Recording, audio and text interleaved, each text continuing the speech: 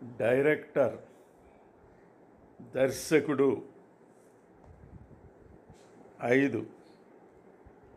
ప్రదర్శించుట, presenting. నాటకరంగంలో అంగీకరించబడిన సిద్ధాంతము దర్శకుడి కంటే ఎక్కువ పనికిమాలిన వారు మొదటి రాత్రి ప్రదర్శన సమయంలో ఉండరు.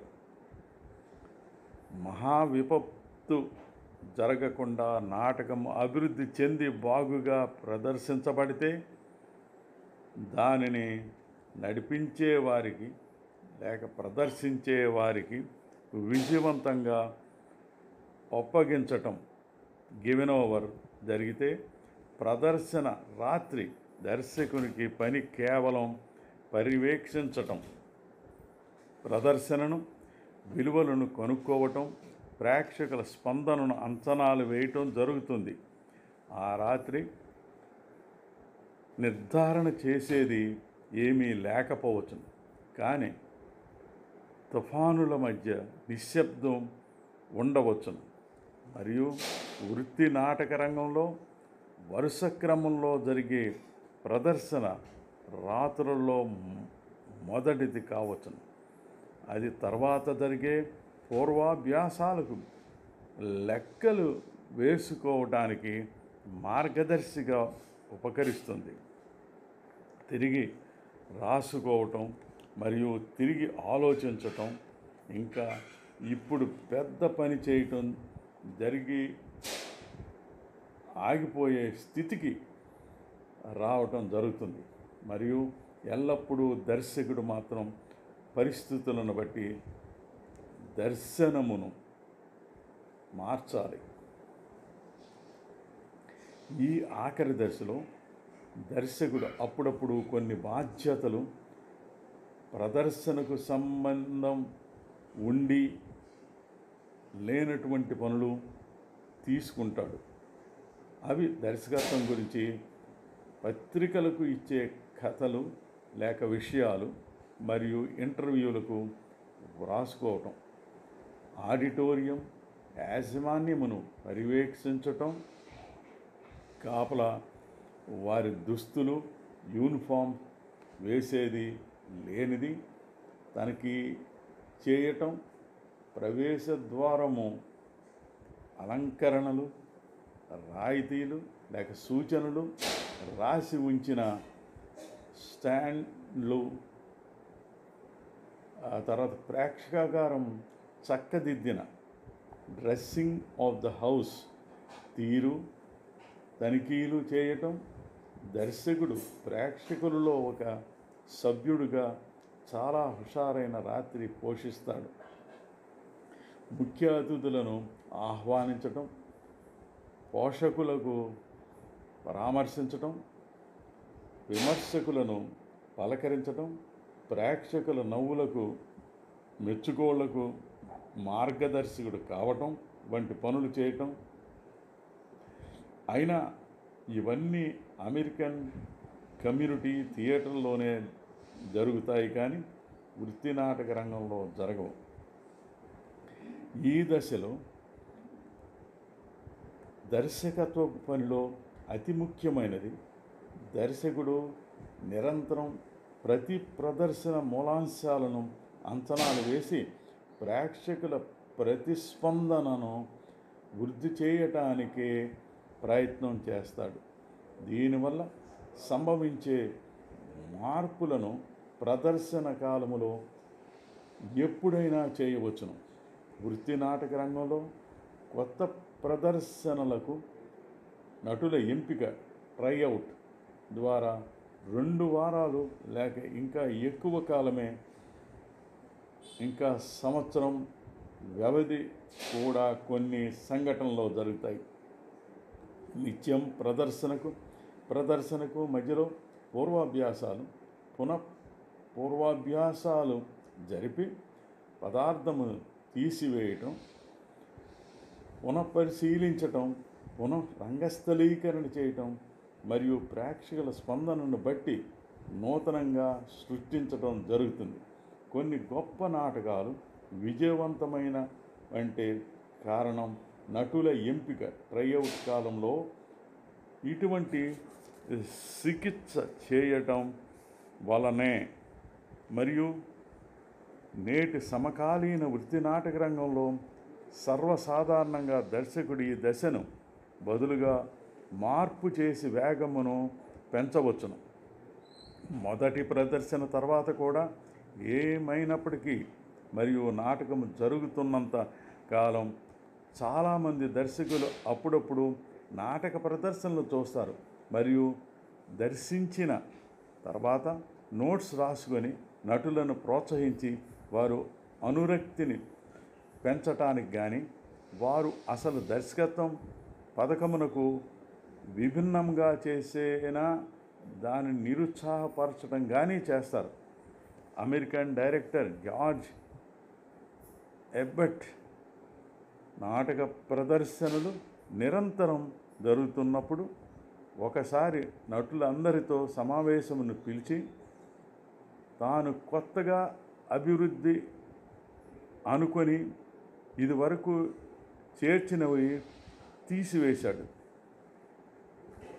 మొదటి ప్రదర్శనకు ముందు తనకు తాను నటుడు ఊహించి ఖాళీగా ఉన్న చోట ఉంటే కదలికలు లేని చోట కొంతవరకు తను బహిర్గతం చేయవచ్చు. మొదటి ప్రదర్శనలో ప్రేక్షకుల మెచ్చుకోలను బట్టి వాటిని తర్వాత ప్రదర్శనలో పెనవేసుకునేటట్లు చేయవచ్చును. ప్రేక్షకులే నాటక రంగంలో ప్రధాన భాగం. వారి మెచ్చుకోళ్లను బట్టి నడుచుకుంటారు. దర్శకుడు కూడా ప్రేక్షక సమూహములో ఒకడవుతాడు. దర్శకుడు నాటక బృందానికి నాటకాన్ని ఇక అప్పగించటం, గివింగ్ ఓవర్ జరుగుతుంది. చాలా నాటకాలకు దర్శకత్వం ఇలాగే జరుగుతుంది. నటులు బాగా నటించడాన్ని బట్టి ప్రదర్శనకు పేరు వచ్చి వృత్తిలో రాణించటం జరుగుతుంది. శ్రీ నండూరి వెంకట సుబ్బారావు గారి 22 ఎంకి పాటలు ఎంపిక చేసి నేను వాటిని చుట్టూ కథ అల్లి ఎంకి జానపద నృత్య గేయ నాటకంగా రచించి ప్రదర్శించాను. పాటలు నేపథ్యం నుంచి గాయకులు ఆర్కెస్ట్రా సహాయంతో పాడతారు. ఒక పాట నుంచి మరొక పాటకు మోకాభినయంతో కథ నడిపించాను. దీనికి సెట్స్ వేశాను. షాడో ప్లే కొన్ని సన్నివేశాలలో చూపించాను. ఇది డ్యాన్స్ బ్యాలే. నాటకం మొదట్లో షాడో ప్లే ఉండటం వల్ల రంగస్థలం మీద స్పాట్ లైట్స్ ఎక్కువగా వాడటం జరిగింది. సాధారణ నాటకాలకు అలవాటు పడ్డ ప్రేక్షకులు జనరల్ లైటింగ్ని కోరుకుంటారు. దాన్ని దృష్టిలో ఉంచుకొని మా క్లబ్ ఉపాధ్యాయులు లైటింగ్ ఆపరేట్ చేస్తున్న నేను దృష్టికి తీసుకొచ్చి జనరల్ లైటింగ్ని ఇన్సిస్ట్ చేశారు. అది నా చేతుల్లో లేదని, పరికల్పన చేసింది అలానే ఉంటుందని నాటక బృందానికి నాటకాన్ని అప్పగించటం గివింగ్ ఓవర్ జరిగిపోయిందని తన చేతిలో లేదన్నాను. తర్వాత 2 సార్లు కూడా మార్పు లేకుండా మొదటి దృక్పథంతోనే ప్రదర్శించాను. విజయం సాధించాను. దర్శకుని శిక్షణ, the training of A director. సాంప్రదాయకంగా దర్శకులు తమ వృత్తిలోకి అనేక విభాగాల నుంచి వస్తారు. నాటక రంగంలో ఏదో విభాగంలో నిష్ణాతులైన తర్వాత దర్శకత్వంలోకి వచ్చిన వారు చాలామంది ఉంటారు. ఉదాహరణ, ఇలియా కజ్జన్ మొదట నటుడు,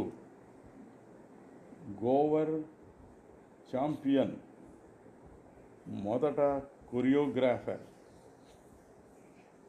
హరాల్డ్ ప్రిన్స్ మొదట నిర్మాత, పీటర్ హంట్ మొదట దీపన శిల్పి, ఫ్రాంకో జిఫ్రీ లీ మొదటి రంగశిల్పి, రాబర్ట్ బ్రౌస్టీన్ మొదట నాటక విమర్శకుడు, హరాల్డ్ ప్రింటర్ మొదట నాటక రచయిత,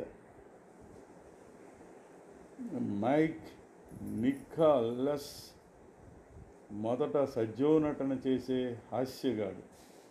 వీరంతా నాటకంలో నిష్ణాతులై ఉండి తక్కిన విభాగాల గురించి కూడా తెలుసుకుంటూ నాటక దర్శకులు అయ్యారు. ఒక కళలో గొప్పవారు కాబట్టి వారికి ధైర్యము, అధికారము ఏర్పడింది. ఇతరులకు వీరి అధికారం మీద నమ్మకం ఏర్పడింది. వారికి సంగ్రహమైన జ్ఞానము ఇతర విభాగాల్లో ఉండటం వల్ల నటులతో, పరికల్పకులతో, రచయితలతో మరియు సాంకేతిక వ్యక్తులతో సహకరించటం అనుకూలంగా, ఉత్సాహంగా చెప్పారు. చాలామంది దర్శకులు ఇలా శిక్షణ లేకుండానే రంగంలోకి వస్తారు. దర్శకత్వంలో డిగ్రీ కానీ అనుభవం కానీ ఉండటం లేదు. కొంతమంది నట శిక్షణ శిబిరాల్లో తరఫీదు పొందుతున్నారు. అటువంటి వారు ఈ కళలో నేర్పరులు అవుతున్నారు. రంగస్థలీకరణ, నట శిక్షణ, గతివేగం, నాటక ప్రదర్శనకు సహకరించటం జరుగుతోంది. సాహిత్య రంగంలో బాగా ఊహించగలగటం, తెలివిగాని ప్రదర్శించడంలోనూ మంచి దృక్పథం ఉంటుంది. వారు వ్యక్తిగత సంబంధాలతో సున్నితంగా ప్రదర్శించడం వల్ల రంగస్థలం మీద బయట పనులు తమ స్వాధీనములో ఉంటాయి. శిక్షణ పొందిన దర్శకులకు నాటక చరిత్ర మీద, వివిధ శైలుల మీద, నాటక శిల్పం మీద, నాటక సాంకేతిక విజ్ఞానం మీద, విస్తృత పరిధిలో పరికల్పనల మీద అవగాహన ఉంటుంది. శిక్షణ పొందటానికి సంగీతంలో, కళ, సాహిత్యం మరియు చరిత్రలో పట్టు ఉంటుంది. నాటక పరిశోధన చేయటం కూడా వారికి తేలిక. వారికి బాగా సాంఘిక విషయాలు, మానసిక విషయాలు, కళాత్మక విషయాల్లో అవగాహన ఉంటుంది. దర్శకుని పని సృజనాత్మకమైనది, ఆలోచనాత్మకమైనది. దర్శకత్వం మీద శిక్షణ పొంది సంబంధిత విజ్ఞానాన్ని, అనుభవాన్ని సంపాదిస్తే తప్పక ఉత్తమ దర్శకులు అవుతారు. నమస్తే. కొత్తపల్లి బంగారరాజు.